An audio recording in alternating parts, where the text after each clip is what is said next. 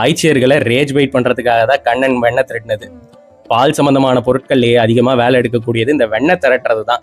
சிறிய திருமடல்ல ஆழ்வார் இதை சொல்றாரு. ஏறார் இடைநோவை எத்தனையோ போதுமாய் சீரார் தயிர் கடைந்து வெண்ணெய் திரண்டதனை.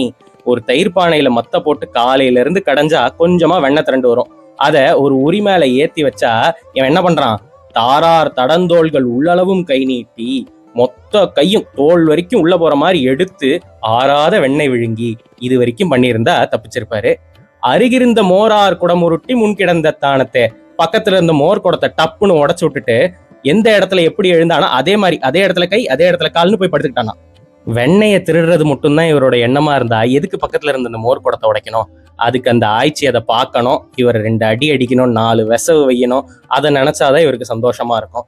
அப்படி ஏசன் என்ற எம்பெருமான் அப்படின்னு அவ்வளவு சுலபமா அவர் இருந்ததாலதான் அவர் மேல பக்தியோட சேர்ந்து நமக்கு ஒரு பொங்கும் பரிவும் வருது. அப்படியாக மாதவ பெருமாள் அவருடைய பிரம்மோற்சவத்தோட 8ஆம் திருநாள் வெண்ணெய்த்தாழி கண்ணனா நமக்கு சேவை சாதிச்சாரு. அந்த மாதவன் திருவடிக்கு பல்லாண்டு பாடுவோம். யதிராஜோ விஜயத்தை.